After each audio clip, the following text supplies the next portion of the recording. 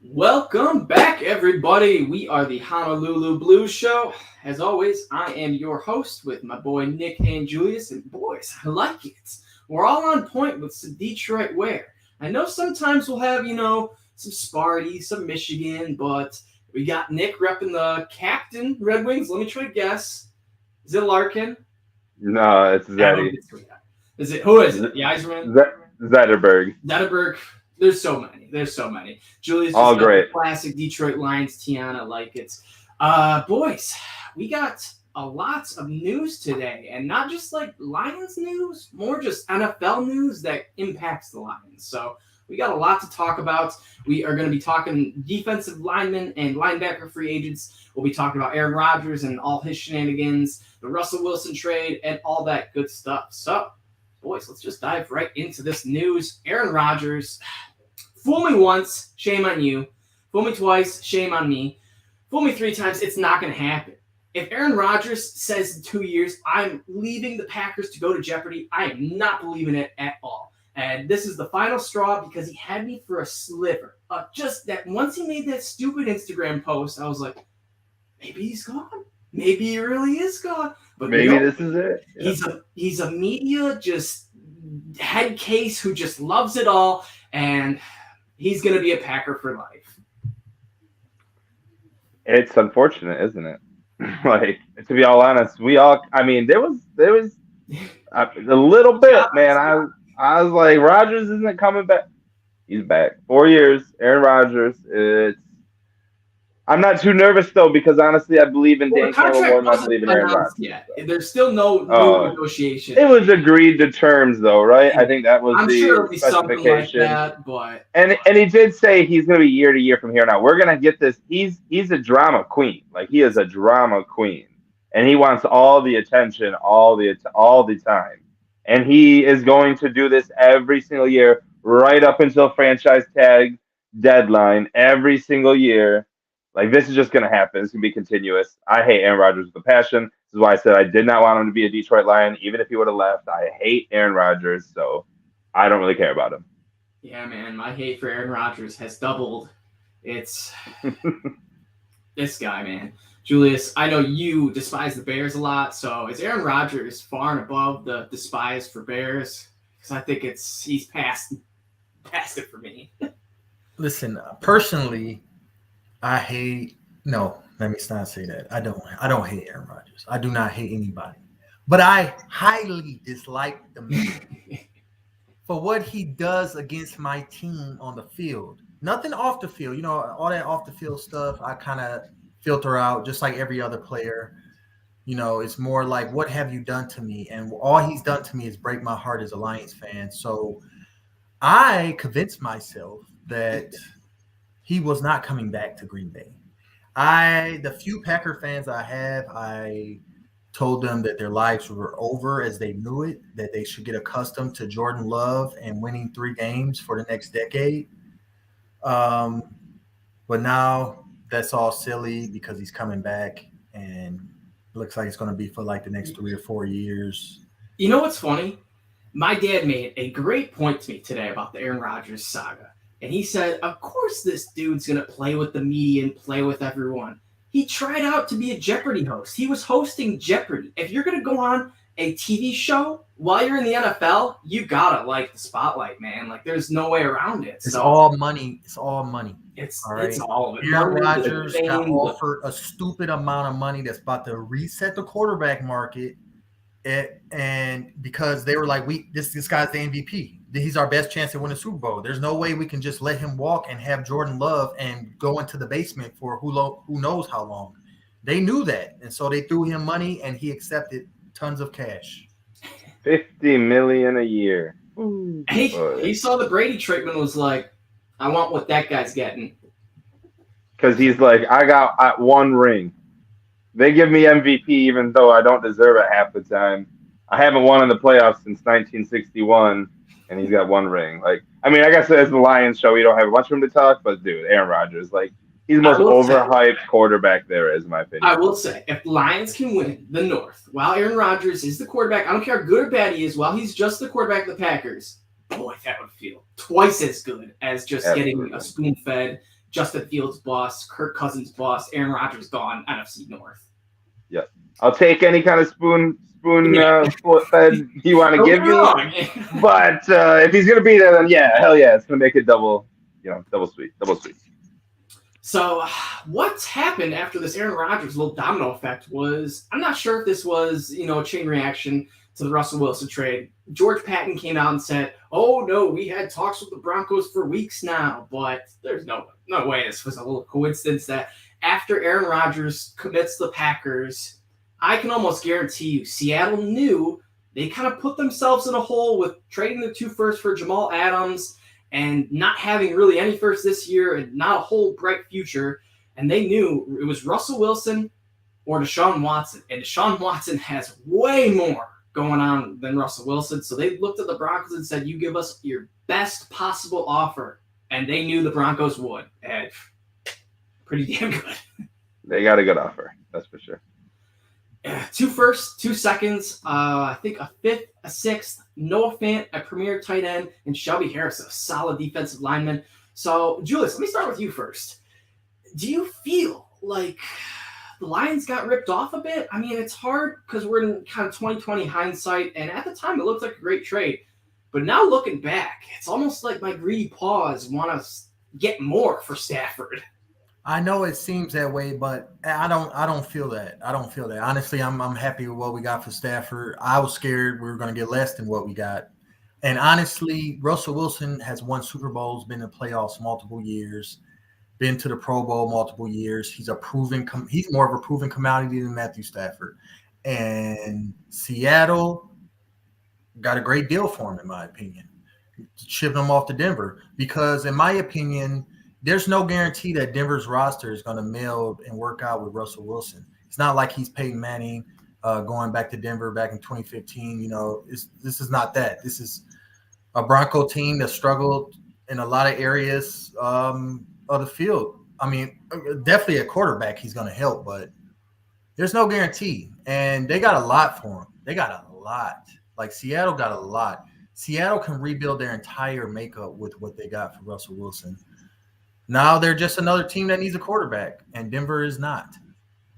The one thing I will say is the Lions 100% set the bar for the quarterback trade market, in which I can guarantee you Seattle constantly referred to that trade and said, Matthew Stafford's a Super Bowl winning quarterback. We have a Super Bowl winning quarterback too. They got 2 firsts and change. We want more. So, we got 2 firsts for him when he was not even a playoff winning game quarterback. That's a great, yeah. So of course this guy, like I said, Russell Wilson has done it.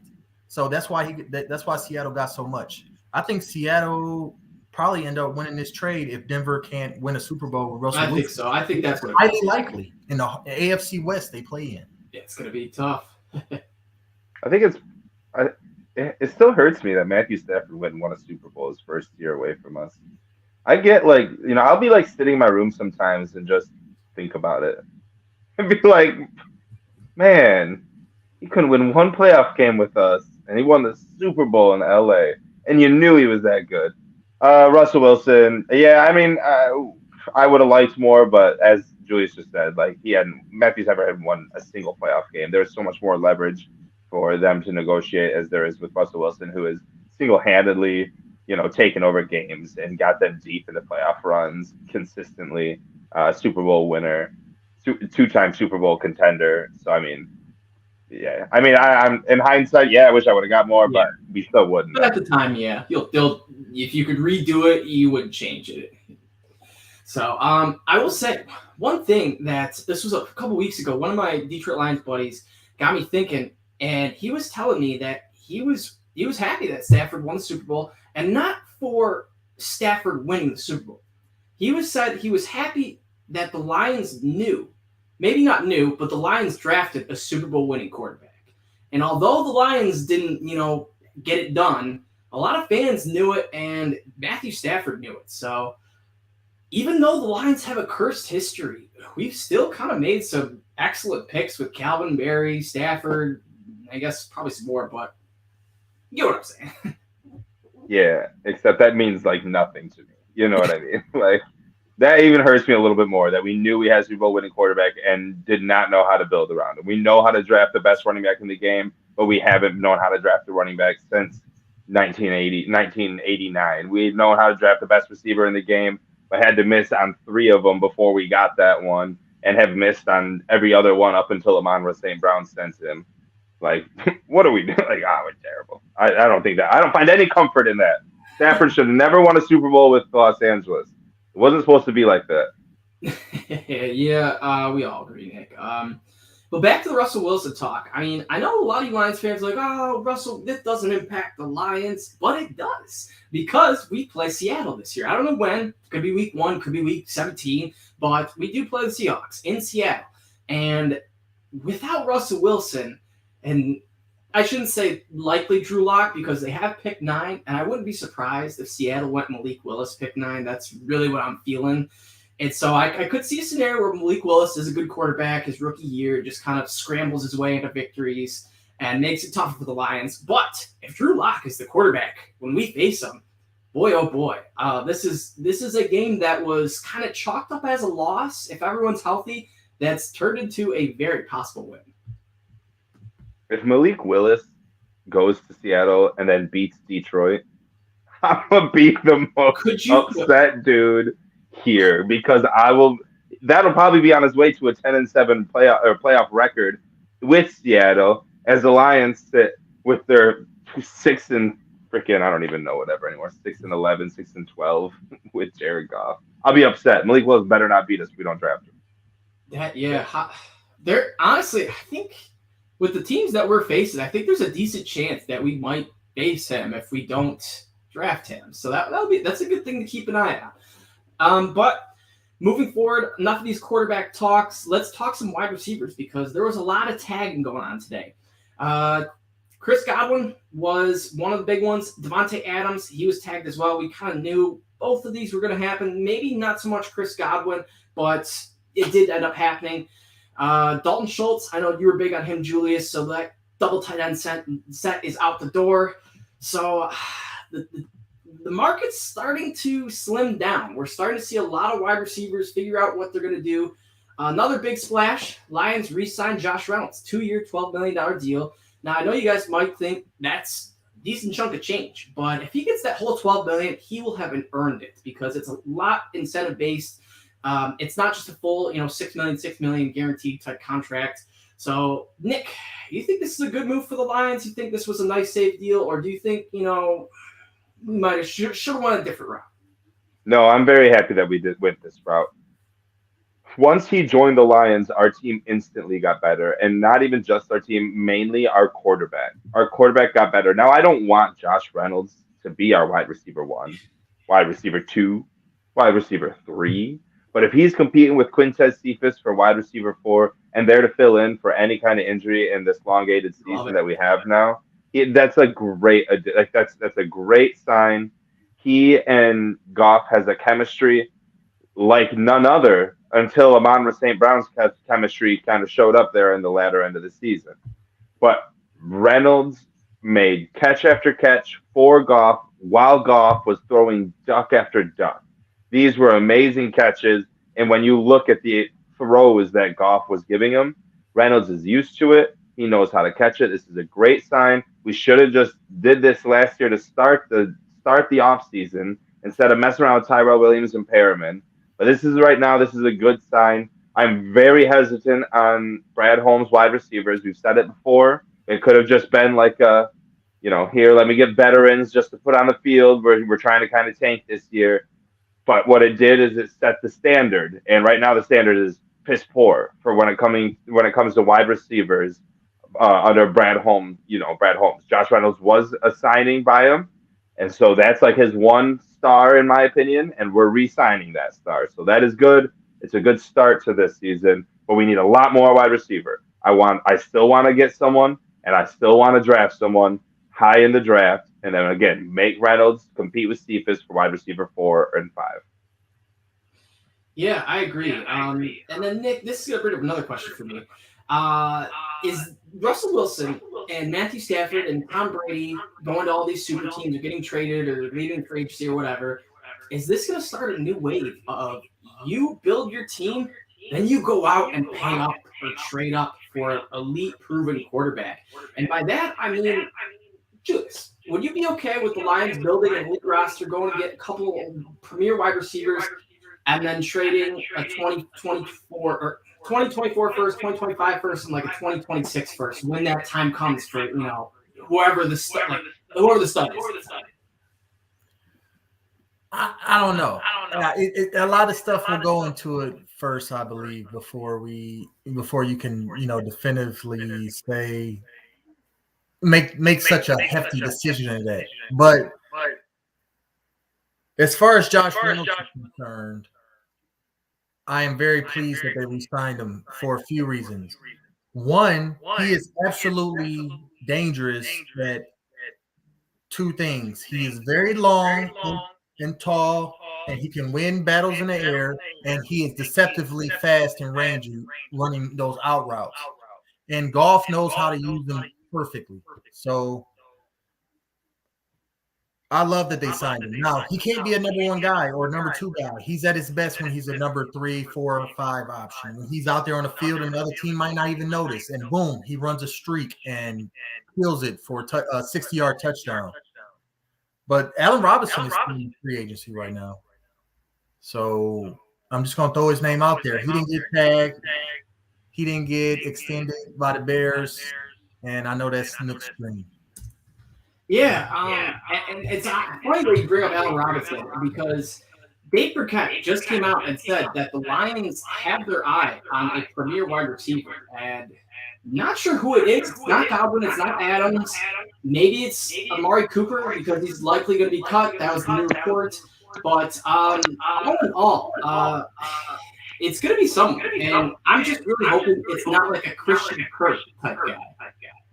So, Nick, you got any insight on any of these big wide receivers that we're looking at? All right, it's looking like Nick might have a little technical difficulties here. All right, Julius, you said Allen Robinson. Can you hear me now? Now we can hear you, Nick. Were you hearing us? All right, sorry about that. I was having some technical issues over there. What did you say? What was the question? Sorry, guys. So we're talking Allen Robinson and or Dave Burkett's tweet that said Lions are getting to go all in on a premier wide receiver. And by premier wide receiver, this gets me thinking like an Allen Robinson, I don't know who the big guys are, but there are a couple other names. I know Mike Williams just signed too as well. So it's kind of starting to thin out. But do you think he's talking about an actual like premier wide receiver, or do you think he's just talking about like a Michael Gallup or Christian Kirk type guy? I think we're gonna make a big play for Amari Cooper or Allen Robinson. We're gonna make a hefty push at that wide receiver play, and then I bet we're gonna try to get one in the second round or the third round. That's my guess on how the Lions play this out. I think Brad Holmes trusts his ability to draft receivers later, and that's how we're gonna play this one out. I could be wrong. I kind of hope I'm a little bit wrong. I don't know if we need to do that, but Amari Cooper or Allen Robinson to the Lions would be phenomenal. 100%. So, Nick, let's just start off now. Each week, I'm going to bring this up now, we're going to do a little combine session, break it down each piece of the combine. So, who are some of the wide receivers? Give me a couple that just blew you away, did not blow you away, took them off your radar, or what? So, Nick, Treylon Burks, Drake London, any of those guys stick out to you? No. Neither of those two guys. I would say that Chris Olave and Christian Watson. Christian Watson far and above everyone else. Biggest broad jump, fast as hell, 40, 6'4", biggest hands there. He's got a wingspan like Calvin Johnson. Just because he went to North Dakota State or whatever it was doesn't scare me. Go get him. I saw him at the Senior Bowl. He is a beast. I promise you. Chris Olave, Garrett Wilson, both ran really well for the Ohio State Buckeyes. Screw Ohio State, but Olave is a good pick. Yeah, Watson is a monster, and put him with Amon-Ra, that would be really interesting, in which these are two different, superb, talented wide receivers, and it's almost like either or can beat you, so you can't put your premier cornerback on one. You kind of just got to go with the flow, so to speak. So, Julius, little combine talk. Any of the big wide receivers or no-name wide receivers stick out to you? I mean, there was a few. This is still a deep wide receiver class, and Christian Watson is looking nice and like he's going to be just sitting there waiting for us at 32. And I agree everything Nick said about him. He's big, he's fast, he has hands, he has a good route running. I mean, the guy might be legit. I hope he doesn't get picked before we get to him. To be honest, kind of no names.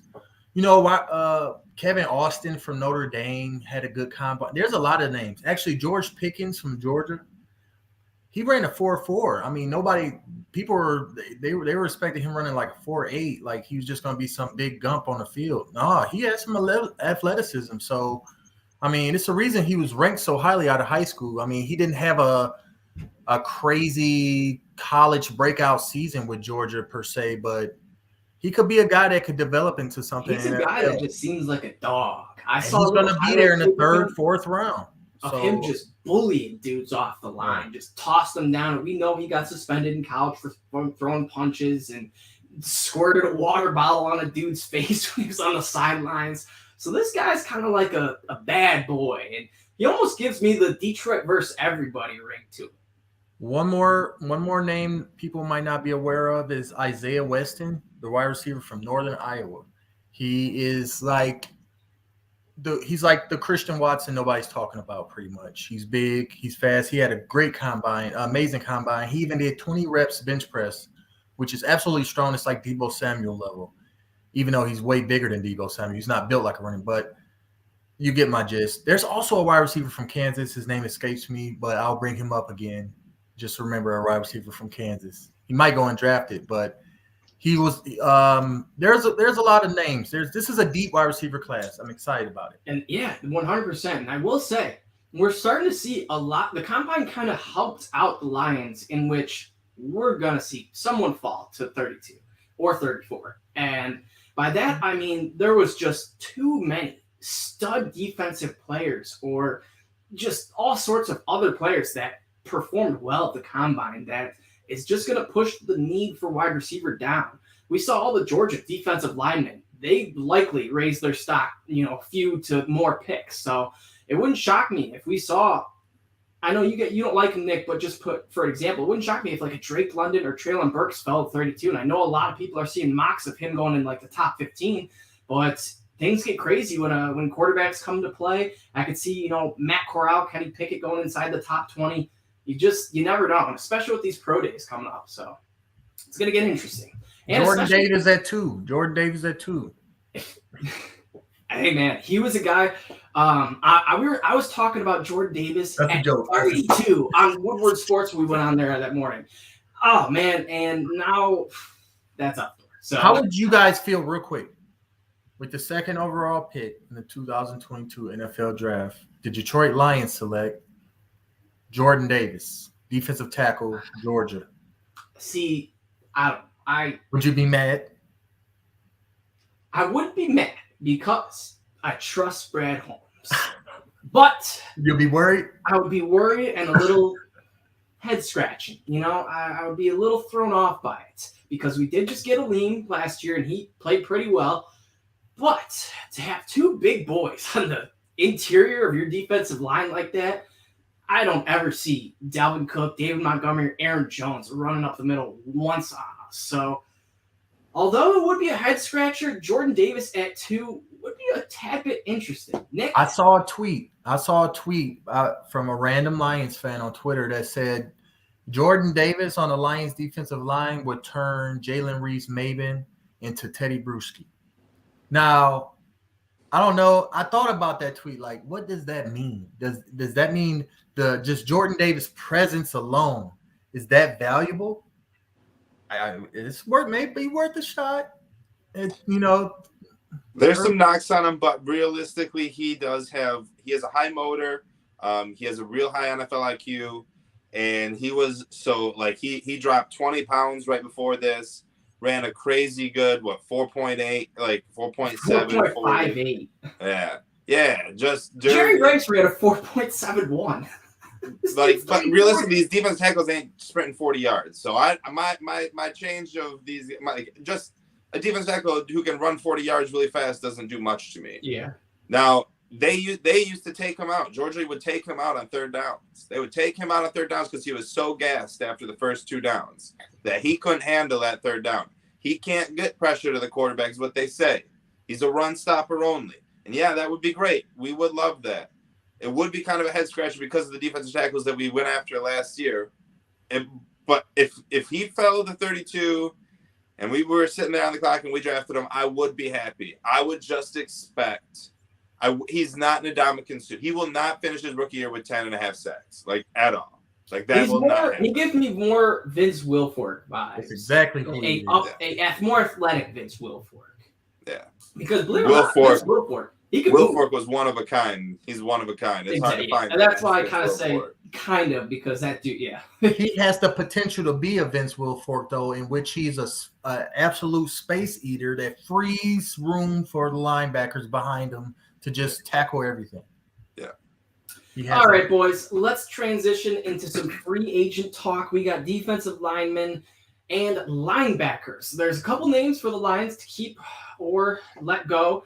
And one of them, that's a big one, and it's Charles Harris. He's a free agent this year. He was one of our, if not the best signing of the year, had 8 sacks last year, absolutely took over when Okora went down, played phenomenal, played the most snaps out of any defensive end free agent right now. And all in all, this guy was a first-round bust who completely turned his career around with the Lions. So if we're looking to re-sign or sign an edge rusher to go along with maybe we draft Hutch or Thibodeau, whoever, do you guys think we should pay up for Charles Harris? Or do you think we should only look for that, discount / reasonable deal? Julius, you want to kick us off? Sure. Discount / reasonable deal, because if we re-sign Charles Harris, there's going to come a point where, start coming to question, should we even draft our edge, because it's kind of crowded out here. We both 4 cores. You got Charles Harris. I mean, you think about drafting somebody, Trey Flowers is still on the roster. I mean, something's going to have to give, okay? And Charles Harris for above value contract might be not what I'm looking for. Yeah, I don't know what spot track. They didn't have him as they didn't give a number on 7 or 8 million, I believe. Yeah, it's 8.6 million. Okay. That's so if we were gonna re-sign him, we'll say it'd be around 9 million to re-sign him. We re-signed Romeo Okora for more than that. And what's Romeo Okora, and they're the same age, right? Harris might be a year older. Yeah, they're pretty close, I would say. Charles Harris is 27 years old. If we want to sign him 3 years for 37 mil, like we gave Romeo Okora, that's too much. If we want to sign him 3 years for 27 mil, I'm on board. And you can never have too many edge rushers, in my opinion. So bring him on, bring Aiden Hutchinson in, whoever it is. I'm almost starting to feel like Aiden's going first. We might not be getting the edge rusher in the first pick. It's really starting to move to that Kyle Hamilton. They just franchise tagged Cam Robinson. The Jaguars did. So there was a lot of discussion. They might take Evan Neal or that Akim Ekwonu dude from wherever. Evan Neal's probably going to be the first overall pick. But, man, Aiden looked good at the combine. I don't know. If I was the team, I don't know how I'm passing on him. Well, the one thing we got going for us is they have Josh Allen, not the passer, the defensive end, who is actually a stud. The Lions were this close to getting. Every mock in the world, I saw Hockenson going to the Jaguars and Josh Allen going to the Lions, and it flip-flopped. So Hockenson, I'll take, but probably would have taken Josh Allen. But let's move on. Charles Harris, I agree. I think to pay up, I probably wouldn't, because there's a lot of good edge rushers, and even if we don't get Hutchinson at 2, there's still some solid ones we could take at 32, 34, the 3rd round, 4th round, whatever. So it's interesting. The other guy we have an option to keep or move on from, that's Nick Williams. He was a guy who wasn't a huge role player, but made a couple big plays. He had 1 big sack against the Bears, a couple other nice plays, a solid role player, I would say. Just a guy that feels like is a good fit for our chemistry. So Nick, is Nick Williams a guy you would like to keep around on a solid deal? It's powerful name, but he's not too powerful of a player in my opinion. I'm okay with letting him go. Bring in the next. That was a Bob Quinn addition, Matt Patricia addition. I don't need it. Yeah, and I believe he is a little bit older too, but either or, if we did end up keeping him for something cheap, I would be like, oh, we needed to sign someone else. But all in all, I'm with you, Nick. Julius, are you with Nick? I'm with Nick. If you want to re-sign Nick Williams, then you need to cut Levi Orzworki because that's exactly who we want Nick Williams. That's exactly who we want Levi to be better than, and take that role that Nick Williams had. Nick Williams was decent, but he had some injury issues. Yeah. Bye. See you later. Deuces.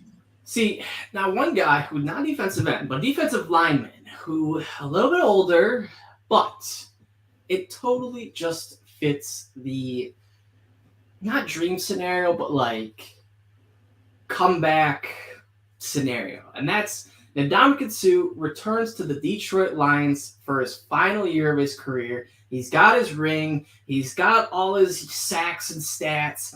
Now he can come back to Detroit, teach Aleem McNeil a few tricks, teach Levi Onwuzurike a few tricks, and ultimately help the Lions get off to this new, fresh start we have. And we've seen Suh, his personality and just like the person he's become has completely changed. He is not this evil, nasty villain anymore. He's like a nice guy that takes, young players under their wings, and he's gotten a great rep from Tampa Bay. So if we want to give Suh a little 1-year veteran deal or maybe a little bit more, I'm all for it. He is 35 years old, so he's pretty old, but just for a veteran presence on the team, I like it. Nick, What's his market value? It's gonna be like $10 million. I will not sign him for that. No, it'll be cheaper than that.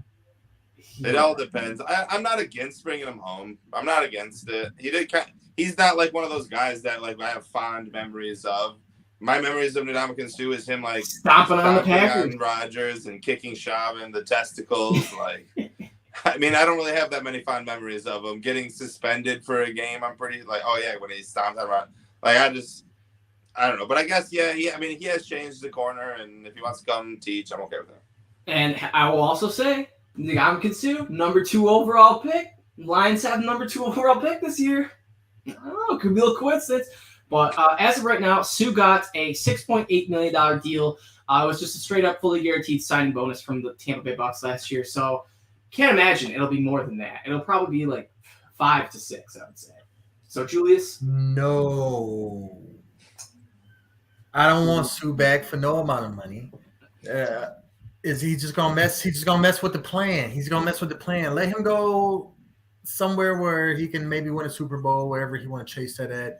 We'll see him afterwards. Plus, I got a little vendetta against Ndamukong Suh because where was Ndamukong Suh all those years he was suffering amongst the worst defenses in the league with Bob Quinn, built front sevens? He wasn't there for us. We watched him succeed elsewhere. So, I don't blame him for leaving. I mean, when he left, he was going to get offered a lot of money in other places. We really couldn't afford it at that point with Stafford's contract. But I'm not about to just, take a little chunk of the cap space to bring him back for 1 year when it's not beneficial to the overall roster. Now, if we took Jordan Davis, we got Jordan Davis at pick. Actually, well, it can't really work out because free agents come before the draft. So, X that plan. But if Brad Holmes was in love with Jordan Davis, I could see a scenario of him getting a old man Jordan Davis. That would be crazy if he would spend the 3 picks of his, 3 of his top, 4 picks, 5 picks overall as a Lions tenure as defensive tackles. Like, that'd be crazy. He can't draft Jordan Davis. Like, that's just not, we have so many positions we need to fill, and that is not one of them. Why would we? I wouldn't. I'd be pretty upset. Agreed. But the Lions, we did make a little splash with bringing Charles Harris last year. So would you guys be open to doing something similar like that, where we not so much go out after like a first round bust, but maybe just like a low key guy or someone who's slowly turned their career around. And here's a couple names: Arden Key. A familiar name, you guys might remember him. He was like a 5th or 6th round pick to the Raiders. He was a like first, second round talent, big 6'7" dude from LSU, but I'm pretty sure he was cut from the team. He had a lot of bad actions and history go on that dropped his stock and was eventually cut from the Raiders for similar things. He was picked up by the 49ers this year on a like $600,000, $700,000 deal and had 7 sacks. Charles Harris had 8 sacks. So guys like this, it's very interesting. Another guy I'll bring up, Rasheem Green, a 3rd round pick from Seattle. The Seahawks have a lot going on right now. They just got Shelby Harris. They might want to keep him. Rasheem Green had 7 sacks. He hasn't made $1 million in one season, so he's definitely going to be looking for the bag. And if he's a guy we want to pay up for that we think we could get at a reasonable deal before he really breaks out, I wouldn't be opposed. So, Nick, are there any of these guys out there that you'd like to take a risk on, like we did Charles Harris? Rasheem Green would be a great sign. He's probably going to go for a little bit more money than I would like to spend. One guy that might fly under the radar is Kentavious Street from San Francisco. Only played in 350 snaps, but of those had 3 sacks, 5 tackle for losses. So I like him a lot. You got to find some of these younger guys that can be an impact that aren't going to go for a lot of money. This guy, couldn't stay on the field. And for that, we might be able to get him at a discount. And that's what we kind of did with Charles Harris. That's what we're going to need to do continuously moving forward. Yeah, and I think it's a good move in which Charles Harris may have been like the first little building block in which Brad Holmes can go, hey, you see Charles Harris? He just made $8 million after his career was in the dirt, and we revitalized it. So I wouldn't be opposed. Julius, you got any of these guys in mind? I mean, there's a lot of little names. I mean, Jaron Reed is interesting, Jaron Reed, depending on, what the price of it is, how he would meld with what we already have. That's a big one. John Hankins, Sheldon Richardson. I mean, we'll see what's in the mind of Brad Holmes. What's the plan on defense with Aaron Glenn and those guys? But next week we'll see. We will. It's coming. I can't wait. William Golston, Detroit Southeastern. He's also another name, on that defensive line, especially if we want to play more of a 4-3. He's built for that. Built for tough. Yeah. Most definitely. Built for tough. Straight from the D. So outside of, these guys, we also do have a lot of veteran defensive ends. And by a lot, I mean a lot. In which there's like Jadeveon Clowney, Emmanuel Agba, Mario Addison, Akeem Hicks. So out of any of these veterans, would you guys be, opposed or on board with going out and getting a veteran if it's at a reasonable deal or a cheap deal? Because obviously we're not going to pay up for someone old. So back to you, Nick. Do you think we should make a play like that, or do you think we should make a riskier play on like a Charles Harris type guy that we were just talking about? If we're going to spend our money big, I'm okay with taking chances at the edge rusher position if we still address it in the draft. If we get someone for 1 or 2 years at maybe a little bit higher of a price, I'm okay with that. I really am. I'm not too mad. I would prefer it to be in the safety or linebacker position, but there's worse positions to spend it on. So if it ultimately comes down to that, if we want to go get Calais Campbell or Jadeveon Clowney, like I'd probably buy a Jadeveon Clowney jersey. Like, I mean, I don't know. It would be pretty fun just to see a splash, but we got all those feelings with Bob Quinn, and I'm almost ready just to run under the radar, not even be mentioned in day one signings, unless it's Marcus Williams. Go get Marcus Williams. Other than that, we just sign nothing but depth players and go draft our starters. I agree. Julius, any old veterans that stick out to you? I mentioned before the show to you guys that this position group, the defensive line, or just the front seven in general, really, but linebackers, edges, I'd rather build through the draft. And I feel like they've already started that, and they need to continue on that path. So a lot of these veteran guys, it would have to make sense to us all for them to spend any inordinate amount of more money on a few of these names. I mean, like you said, what was the guy you say you wouldn't be upset with, Nick? Jadavian Clowney. Yeah, Calais Campbell. I would be upset if we gave each of those guys $8 or more million. Well, I'll say Clowney's still a little bit younger. Calais Campbell's like I think Clowney is 29. Yeah. Clowney, I guess. Calais Campbell, I wouldn't mind too much, but realistically, if we're signing Calais Campbell, I kind of want to be on our coaching staff. You know what I mean? Like, he's old enough to be on our coaching staff.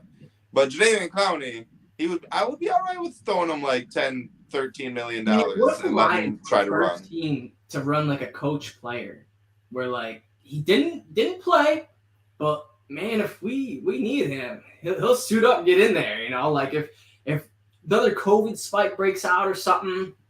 Emmanuel Ogba from Miami. Yep. He's 28, I believe, 29. Get him cheap. We can get him cheaper than Clowney. He had a great season with Miami last year, even though he was a late bloomer per se. I just trying to think like Brad Holmes here. Yeah, Agba had 9 sacks, 24 QB hits, 1 forced fumble, so 41 tackles too. The only person that had more, or 2 guys had more tackles than him that are free agents, and that is Charles Harris and Austin Johnson. So definitely a ball hawk type dude. Agba, he's interesting. He's a guy that I agree, Julius. I would like him, but something about me just tells that he's gonna want a big chunk of change. And right now, Jadavian Clowney, his market cap is 12.7. So the one interesting thing is, would you guys be okay with paying up for Clowney, expecting the Jaguars to take Hutchinson and taking either Kyle Hamilton at 2, Malik Willis at 2 maybe, or just someone else? And I guess, Nick, what's thoughts? Yeah, I'm okay with signing Clowney, and I'm okay with doing that and drafting Aiden Hutchinson or drafting Kyle Hamilton or Malik Willis. I've been preaching for a while now that Malik Willis needs to be our number 2 pick. I think he's the game changer. He's what can propel our team. Aiden Hutchinson, just like Chase Young with Washington, is not going to win them games. Chase Young does not win you games. I'm sorry. That's not going to happen. He'll keep you in games. He'll limit the other team to maybe. Well, I will say he didn't really play all last year, and he just had his rookie year to go off of. So, I mean, like ultimately, there's no way. That's not what's going to go ask Nick Bosa how many Super Bowl rings he has. Sure, he's been there. Go ask Joey Bosa how many rings he has. How many JJ Watt have? Like they don't win you championships. They don't. They make splash plays. They make sacks, but even in the biggest moments, it's not your biggest player that's paid coming through on defense, right? It's the playmaker. It's that guy you drafted in the 4th round. Don't try to tell me that drafting a defensive end is going to give us a better chance in 3 years to win a Super Bowl. That's asinine. That's dumb. Malik Willis is a chance at least, and he may be a Rodney Peete bust. But it's ridiculous to sit and be afraid of what happened 30 years ago, what happened 20 years ago with Joey Harrington. Don't be afraid of that. Just go draft the guy that actually gives you a chance to win the Super Bowl. I don't even know what question was originally asked, but this is my reason why Malik Willis needs to be number 2, because it's ridiculous. I don't know what we're talking about. Nick, real quick, Nick. That was an epic rant right there about Malik Willis. Now I know where you stand. And no, you cannot tell other Lions fans like me, like Adam, to not be scared of Joey Harrington and Rodney Peete, okay? Because I am scared of them, okay? I am scared of repeating that. Because if we draft Malik Willis and Aiden Hutchinson is the next J.J. Watt, I don't care if he isn't winning his team Super Bowls. I don't care if he's a Pro Bowl defensive end. He's a game changer. And Malik Willis is average at best. I'm going to be sad. But this is the thing. I want everything you want out of Malik Willis because I do believe he has something to give. It just got to be. It got to be that Brad Holmes just knows that this is the guy. Okay, there cannot be a slither of a doubt if that's something that we do. He has to come to the mic and be like, Malik Willis is our guy. He's the future of the Lions franchise. He's going to lead us to the promised land. If he says anything less, it was a waste of a pick. Yep, because that's what you got to believe in your heart to draft a guy that high. Yep. Jared Goff will lead us through 2022. He will not be our quarterback the year after. Malik Willis will be our quarterback through the future. We'll give him 1 year to sit, prepare, learn the game, have it slow down, and then let's play. Boys, we could very well see a Joe Flacco, Lamar Jackson situation where, granted, they got Lamar Jackson a little bit later, so they didn't have to rush him in. But even if we did take Malik Willis, I don't think he would be number 2. I don't think he would be the day one start unless he just looked insane. No, Trey Lance in San Francisco, Pat Mahomes in Kansas City. And realistically, what are we fighting for this year? I mean, honestly, in my opinion, I think the Lions can make the playoffs this year. So I hope they do too. But let Goff do it. Let Goff have 1 more year. This is it. You know what I mean? Lead us to the playoffs. Cool. You're out. Malik Willis is in. Let's run. I agree. And I honestly think Goff last year was kind of just, coasting through, going through the motions because he knew he was going to be there for the 2 years. Now this year, I can guarantee you someone saying, look, buddy, if you flame out, your NFL career could be done. And at least he might get chances as a backup, but yeah, he'll get backup once. But quick question to you guys before we end this free agency part. With these positions, edge and linebacker, would you be upset if instead of paying Javion Clowney or Emmanuel Ogba $9 or $10 million a year, if they paid Anthony Barr or Anthony Hitchens $9 or $10 million a year to play linebacker for us? No. Anthony, wait, wasn't he the one who had the Eric Ebron penalty? He may be. Yeah, he's from the Chiefs. Yeah, I believe so. Yeah. I think he did. I don't want him because of that. He's not allowed on my team. He's played well for Kansas City though the last couple seasons. Yeah, I'm all right with either of them. We need to get another linebacker like Anzalone. Yeah, I don't want Hitchens. I don't want Hitchens either, but I am intrigued by Barr, except for the injuries. I would definitely take Anthony Barr, especially coming from the Vikings. We've seen Nick Williams came from Chicago and looked pretty good. Some of the other. Are you bringing Jared Davis back? No. Hell no. Oh, wait. Reggie Ragland, I think. Oh, wait. No, that was a guy that came to our team already. Yeah, he was a Chiefs. Ragland is Patricia era. Yeah. I was getting my names confused. There's one guy I really liked, and I can't really find him right now. Whoa. Okay, this is crazy. Another day. So, man, I just found a little Lions guy that I want. Okay, so this dude, Foyesade Oluokun, linebacker for the Falcons, played almost 300 more snaps than any other free agent linebacker, has more tackles than any other free agent linebacker. I actually know. I know who you're talking about, Adam. You know why I know who you're talking about? Because he wrecked us when we played the Falcons. He had a great game against the Lions. And this dude's only 26, about to be 27. His name is hard to pronounce. He was maybe a late round pick, undrafted free agent from Yale, so he's a smart dude.